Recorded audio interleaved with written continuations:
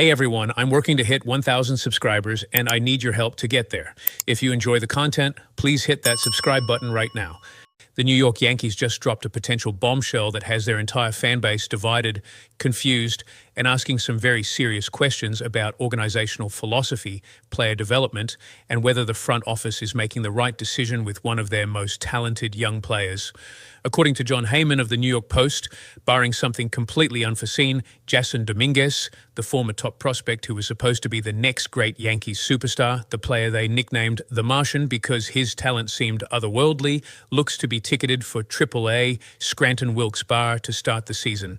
Let that sink in for a moment. A player who generated massive hype, who was considered one of the best prospects in all of baseball, who showed flashes of brilliance at the major league level, is potentially being sent down to the minor leagues while the Yankees roster is filled with veteran players who may or may not be better options. Today, we're diving deep into what this report really means, why the Yankees are seriously considering putting Domínguez in AAA, whether this decision actually makes sense from a baseball operations standpoint, what it signals about the organization's commitment to winning now versus developing for the future, and most importantly, what this means for Jasson Domínguez's career trajectory and his future with the New York Yankees.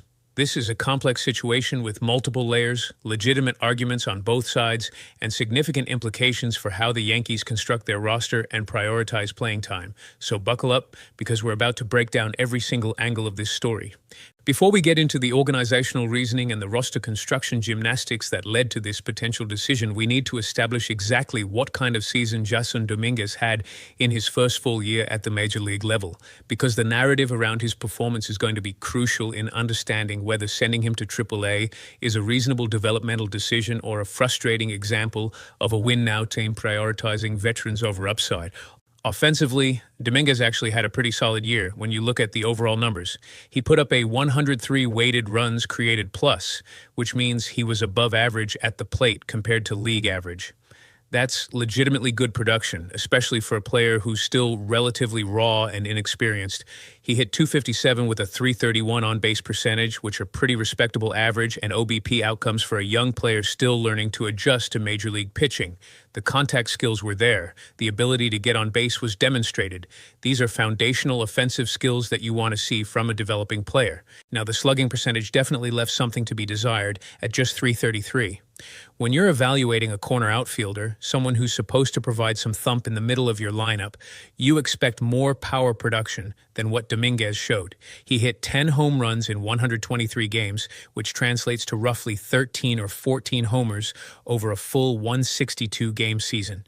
That's not awful, but it's not what you're hoping for from a player with Domínguez's physical tools and the power potential that scouts have raved about throughout his entire development.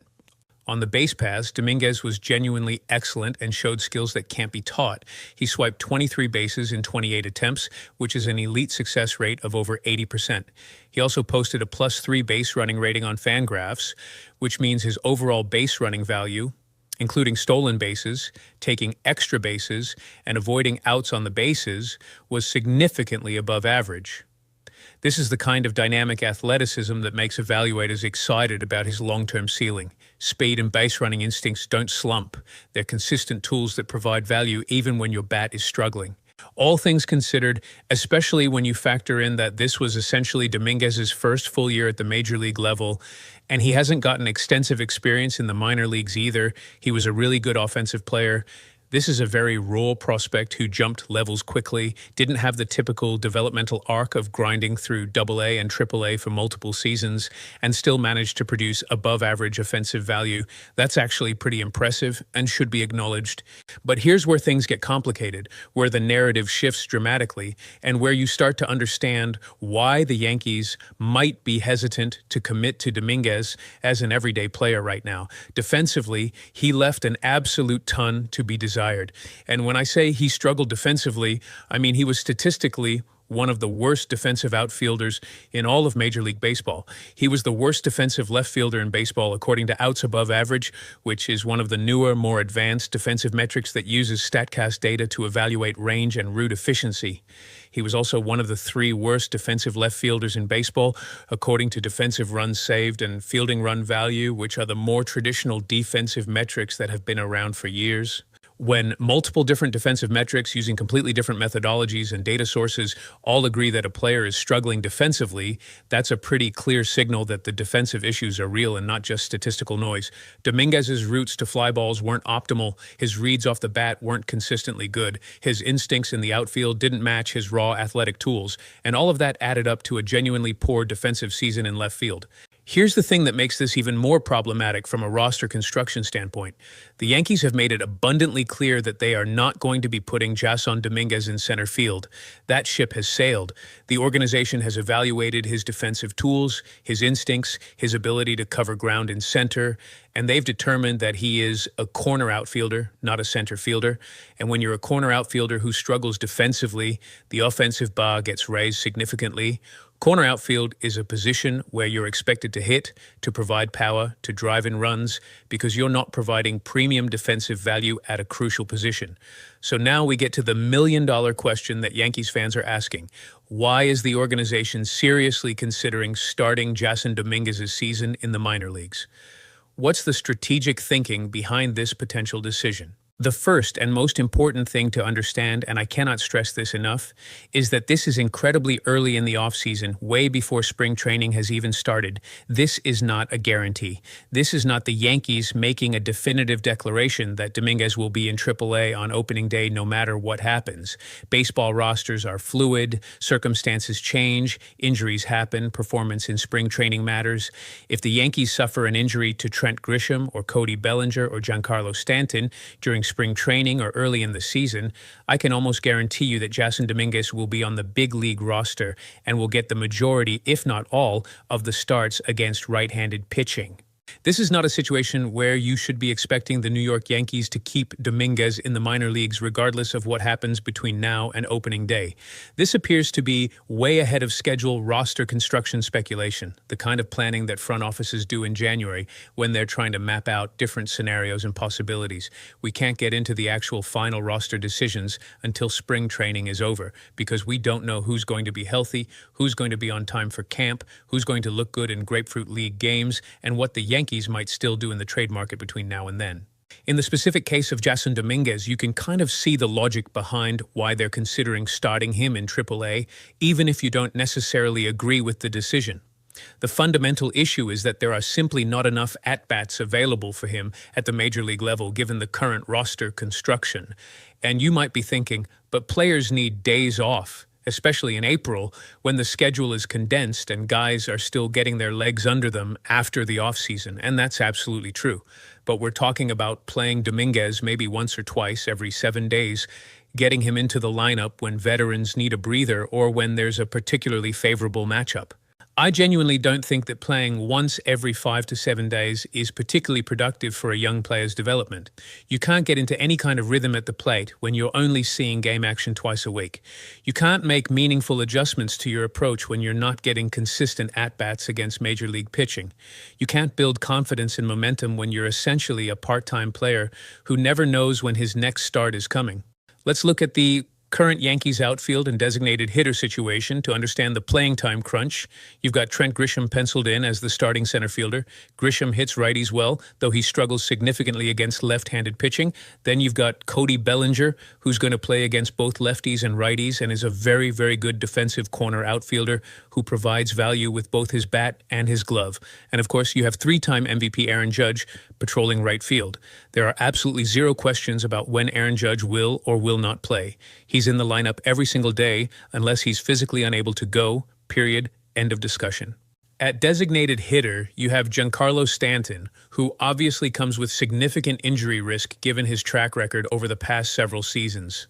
Stanton is absolutely someone who could get hurt, and if he goes down for an extended period, you lose a massive chunk of your lineup's power and run production. But here's the thing. If Stanton gets injured, you're just going to call up Jasson Domínguez immediately. You don't need to have him sitting on the bench in the Bronx waiting for that injury to happen. You can keep him in AAA getting regular at-bats, and the moment Stanton hits the injured list, Domínguez is on a plane to New York. Stanton is definitely someone who's going to get some scheduled days off throughout the season to try to keep him healthy and fresh. And I imagine that's where you could theoretically get Dominguez into the mix if he's on the big league roster. But again, we're talking about maybe once every 5 days, twice every 7 or 8 days at most. That's just not particularly productive for a young player who needs consistent at-bats to continue his development and make adjustments to his swing and approach. Dominguez is not a defensive substitution option, which limits his utility off the bench even further. You're not bringing him into games in the 7th or 8th inning to replace someone for defensive purposes because, as we've established, defense is actually one of his weaknesses right now. He is absolutely a pinch-running option given his elite speed, and there's value in having that weapon available late in close games. But you don't want Jasson Domínguez, a former top prospect with legitimate offensive upside, reduced to getting 3 or 4 at-bats per week and making a couple of pinch-running appearances. That's just not productive for his long-term development as a player. And ultimately, I think that's the core reason why the Yankees are considering putting him in AAA. This is not, in my opinion, a situation where the organization believes the player is incapable of being a big leaguer or doesn't have major league talent. I think this is purely a situation where the player doesn't have a clear role or defined spot on the current roster construction. The role of a defensively challenged guy who can hit righties but struggles against lefties is simply not a role this team needs right now, either in the starting lineup or coming off the bench. When you look at the Yankees bench and the players who would be filling out those reserve spots, you start to see how the roster puzzle doesn't really have room for Dominguez's particular skill set right now. Oswaldo Cabrera is a right-handed hitter who can play second base, third base, and some corner outfield, giving you defensive flexibility across multiple positions. Paul Goldschmidt is the most defensively limited guy on this bench, the veteran first baseman whose range and mobility aren't what they used to be, but he's also the best hitter against left-handed pitching on the entire bench. That platoon value against lefties is genuinely important. Jose Trevino, assuming he's the backup catcher, fills a mandatory roster spot because you absolutely need a backup catcher on your 26-man roster.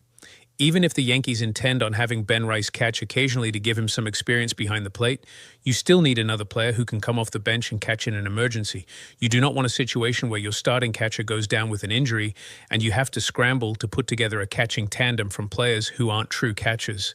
Trevino provides security and reliability at a crucial defensive position. Oswaldo Cabrera is literally the only other player on the roster, while Anthony Volpe is healthy, who can reliably play the shortstop position at a major league level. There's genuine utility he provides over Jasson Domínguez purely by being able to play shortstop competently, and it might seem a little bit tacky or overly simplified to say, well, Cabrera's not a better overall player than Jasson Domínguez in a vacuum, but he can play shortstop so he gets the roster spot. But that's exactly how bench construction works in modern baseball. Bench roles aren't just about who the best player is when you evaluate them in isolation, ignoring context and roster needs. It's about what specific role each player fills and how that role contributes to your overall roster flexibility and game management options. You need position flex